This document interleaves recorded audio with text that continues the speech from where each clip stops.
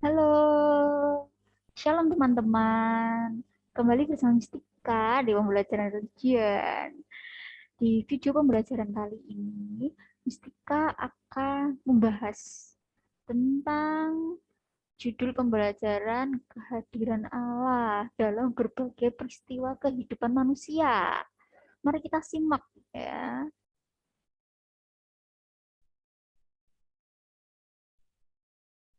Ya, ini dia judul pembelajaran di video pembelajaran kali ini, yaitu kehadiran Allah dalam peristiwa menyenangkan dan menyedihkan. Seperti apa yaitu? Lanjut. Nah, dikatakan Allah tidak pernah mengabaikan semua peristiwa dalam hidup manusia. Jadi Tuhan itu peduli dengan manusia ya. Jadi dia tidak pernah mengabaikan, Allah tidak pernah mengabaikan semua peristiwa di dalam kehidupan kita. Allah juga tidak pilih kasih ya. Dia tidak hanya mengasihi satu orang, tidak hanya mengasihi dua orang, beberapa orang, sebagian orang, tetapi Tuhan Allah mengasihi semua orang. Maka bisa dikatakan Allah itu tidak pilih kasih ya. Lalu kehadiran Allah bukan karena permintaan manusia, bukan karena kita minta ya supaya Allah hadir di dalam hidup kita, melainkan inisiatif Allah sendiri yang sebagai pencipta, memelihara, dan juga hakim. Itulah kenapa Allah senantiasa hadir dalam hidup kita ya, karena itu inisiatif Allah sendiri. Seperti itu ya. Kita mau bahas tentang inisiatif Allah ini ya, yang sebagai pencipta, pemelihara, dan hakim. Ini dia kehadiran Allah ya. Di sini dikatakan kehadiran Allah yang hadir sebagai pencipta, karena manusia adalah ciptaannya. Kita semua manusia di bumi ini adalah ciptaan Tuhan. Oleh karena itu Allah hadir sebagai pencipta. Lalu kehadiran Allah yang hadir sebagai pemelihara. Karena manusia sangat bergantung kepada Allah. Oleh karena itu Tuhan pasti pelihara ya. Kalau kita tidak dipelihara oleh Tuhan, kita tidak bisa hidup sampai saat ini. Oleh karena itu bisa dikatakan kita sangat bergantung kepada Allah. Semua orang sangat bergantung kepada Allah ya. Lalu yang ketiga, kehadiran Allah yang hadir sebagai hakim, yaitu untuk menasehati agar manusia hidup benar ya. Tuhan hadir sebagai hakim, yang mana hakim itu tahu mana yang salah dan mana yang benar ya. Yang sangat tahu yang salah dan yang benar itu ya Tuhan ya. Maka ketika kita hidup, kita mulai melenceng dari jalan yang benar, Tuhan pasti akan senantiasa menasihati kita. Walaupun tidak secara langsung Tuhan berbicara kepada kita, tetapi Tuhan berbicara kepada kita melalui perantara. Perantara siapa? Orang lain, sesama kita ya. Contoh, ketika Mistika waktu sekolah ketahuan mencontek. Ketahuan mencontek oleh teman Mistika ya. Nah, itulah teman Mistika langsung menasehati, Pika, mencontek itu tidak baik, seperti itu ya. Jadi Tuhan senantiasa menasehati ya, menasehati kita agar kita hidup benar, hidup sesuai firman Tuhan, perintah Tuhan. Karena mencontek itu salah ya, mencontek itu tidak jujur. Karena ada tertulis jangan berbohong seperti itu. Ketika Mistika mencontek, Mistika melakukan sesuatu yang tidak jujur, itu berarti Mistika hidup tidak benar. Nah, oke lanjut. Yang sekarang adalah makna ya, makna kehadiran Allah. Yang pertama bukti kasihnya kepada manusia ya. Karena Tuhan mengasihi kita, maka dari itu Tuhan hadir di dalam setiap peristiwa kehidupan kita. Lalu makna yang kedua adalah membawa sukacita ya. Kehadiran Allah itu membawa sukacita untuk menikmati semua berkat-Nya ya. Jadi Tuhan menyempurnakan saat-saat menyenangkan dalam hidup kita ya. Saat-saat kita menikmati berkat-Nya yaitu membawa sukacita seperti itu. Lalu yang ketiga, mempererat persaudaraan dan persekutuan ya, makna kehadiran Allah yang ketiga yaitu Kenapa bisa dikatakan mempererat persaudaraan dan persekutuan? Karena contoh, ketika kita jarang bertemu dengan teman kita, jarang berkomunikasi dengan teman kita, tentu kita menjadi renggang, hubungan kita dengan teman kita menjadi longgar, menjadi renggang, tidak sedekat ketika kita dulu bertemu setiap hari. Maka dari itu ya, Tuhan senantiasa setiap saat ya hadir dalam kehidupan kita untuk kita selalu dekat dengan Tuhan, mempererat persaudaraan dan persekutuan dengan Tuhan. Itulah makna kehadiran Tuhan ya. Lalu yang keempat ya, makna kehadiran Allah yaitu mengajarkan manusia untuk bersyukur dalam segala hal. Kenapa kita harus bersyukur dalam segala hal? Karena dalam segala kehidupan kita, dalam setiap peristiwa kehidupan kita, Tuhan senantiasa hadir. Jadi kita nggak perlu khawatir, tidak usah khawatir karena kita ditemani oleh Allah ya. Allah senantiasa hadir dalam berbagai peristiwa kehidupan kita. Nah, berikutnya,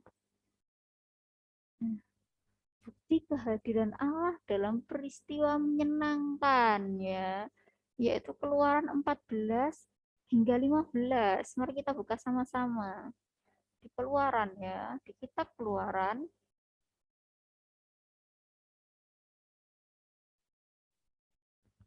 kitab Keluaran ayatnya, pasalnya yang ke-14. Nah, ya, nah ini banyak sekali ya. Nah, ini ada yang di ayat yang ke-15 ya, 14 ayat 15 ketika menyeberangi laut Tiberau. Menyeberangi laut Tiberau ya, jadi kita tahu, oh ketika bangsa Israel menyeberangi laut Tiberau berarti saat ya, masa di mana bangsa Israel berhasil ya keluar dari perbudakan Mesir, seperti di video pembelajaran sebelumnya ya, tentang keluarnya bangsa Israel dari tanah Mesir. Nah, itu merupakan suatu hal yang sangat mereka nanti-nantikan ya, sekian lama. Merupakan saat-saat menyenangkan bagi bangsa Israel ya. Bangsa Israel telah melihat juga kuasa Tuhan ya, kuasa Tuhan yang membebaskan mereka ya, yang membebaskan mereka ya. Jadi mereka tahu mereka bebas itu karena Tuhan, karena kehadiran Tuhan, karena penyertaan Tuhan, bukan karena kuat gagah mereka sendiri, tetapi karena Tuhan ikut campur tangan, Tuhan hadir ya di tengah-tengah bangsa Israel ini. Lalu yang terjadi ya, karena kuasa Allah yang besar, bangsa Israel menjadi takut pada Tuhan ya. Ketika sudah melihat kuasanya yang besar, bangsa Israel ini menjadi takut pada Tuhan dan semakin taat kepada Tuhan ya. Lalu mereka juga semakin percaya bahwa Musa adalah utusan Allah. Mungkin karena mereka sebelumnya masih ragu-ragu, tapi setelah melihat kuasa dan mujizat Tuhan, mereka menjadi semakin percaya bahwa Musa adalah utusan Allah. Lalu, kehadiran Allah dalam peristiwa menyenangkan ini memberikan sukacita besar, meyakinkan bangsa Israel akan pimpinannya dan menyaksikan kebesarannya atas hidup manusia ya. Jadi kehadiran Allah, bukti kehadiran Allah ya dalam peristiwa menyenangkannya bangsa Israel yaitu dengan memberikan sukacita besar, meyakinkan ya bangsa Israel akan pimpinannya, menyatakan kuasanya seperti itu. Oke, kita lanjutkan. Nah, sekarang bukti kehadiran Allah dalam peristiwa yang menyedihkan, peristiwa sedih-sedih ya. Dalam gambar ini kita bisa lihat ya kedua gambar ini ya. Gambar yang pertama ini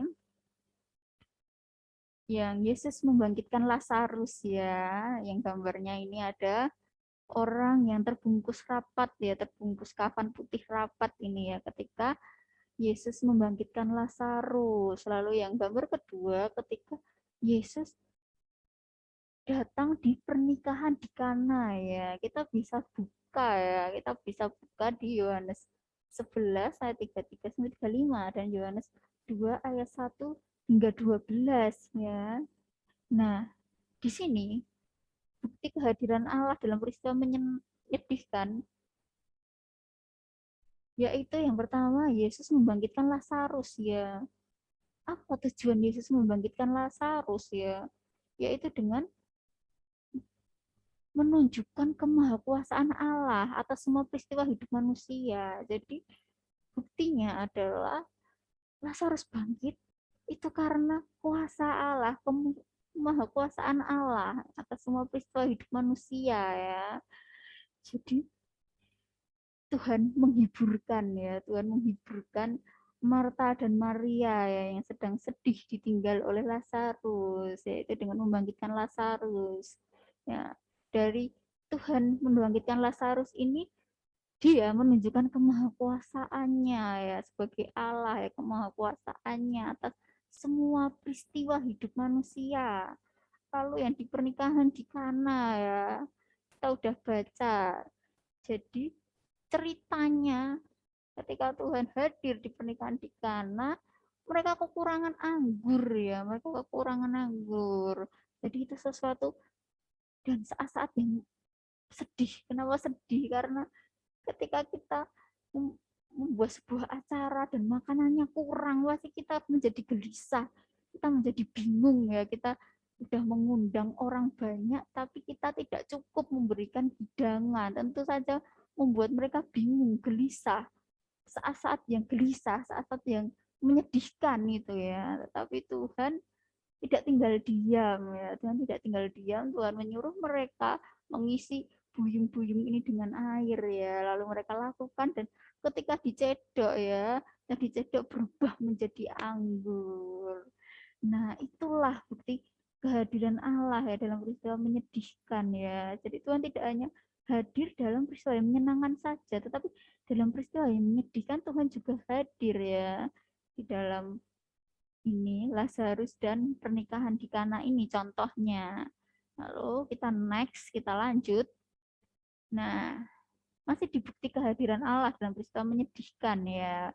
Buktinya ya dalam diri manusia ya, dalam diri kita yaitu keyakinan akan penyertaan Allah ya. Ketika kita sudah merasakan kehadiran Allah dalam hidup kita, ketika kita mengalami peristiwa menyedihkan ya, ketika Tuhan tolong ya saat kita mengalami peristiwa menyedihkan, kita menjadi semakin yakin akan penyertaan Allah. Lalu selalu ada ucapan syukur meskipun dalam keadaan sedih, karena Tuhan selalu berserta kita, jadi kita harus senantiasa bersyukur. Lalu yang ketiga, orang percaya menerima bahwa itu adalah keputusan terbaik yang Allah izinkan terjadi. Jadi kita sebagai orang percaya ya, lapang dada menerima bahwa itu adalah keputusan terbaik yang Allah izinkan terjadi ya, peristiwa menyedihkan itu. Lalu peristiwa duka cita dapat meneguhkan iman kepada Allah ya, dikatakan dapat meneguhkan iman kepada Allah. Karena contoh, sebelumnya kita ragu-ragu ya. Karena kita belum mengalami, kita belum melihat, kita belum merasakan, kita ragu-ragu. Apa benar Tuhan bisa membantuku dalam masalah ini? Seperti itu ya. Kita ragu-ragu karena kita belum tahu, kita belum merasakannya sendiri. Tetapi kita ketika Tuhan hadir, benar-benar hadir dan memberikan jalan keluar kepada kita, membantu kita, di situ kita merasakan ya, merasakan kehadiran Tuhan, merasakan kuasa Tuhan, sehingga membuat kita semakin percaya ya, semakin percaya kepada Tuhan. Iman kita kepada Tuhan semakin teguh. Oleh karena itu, Tuhan izinkan peristiwa menyedihkan terjadi di dalam kehidupan kita ya. Ya ini meneguhkan iman kepada Allah. Lalu yang terakhir, bukti kehadiran Allah ya, bukti kehadiran Allah dalam peristiwa menyedihkan adalah kita memiliki kekuatan sehingga dapat melewati masa-masa sulit. Jadi kalau Tuhan tidak hadir, kita tidak punya kekuatan itu, kita tidak punya kekuatan untuk melewati masa-masa sulit ya. Kita bisa kuat melewati masa-masa sulit karena Tuhan senantiasa hadir ya dalam berbagai peristiwa kehidupan kita, yaitu peristiwa menyedihkan itu. Nah, begitulah. Nah, sudah sampai di kesimpulan ya. Kesimpulan yang pertama, dalam peristiwa menyenangkan, kehadiran Allah membawa sukacita. Nah, dalam peristiwa menyedihkan, kehadiran Allah memberi kekuatan. Jadi ini ya, ditekankan di kedua hal ini. Dalam peristiwa menyenangkan, kehadiran Allah membawa sukacita.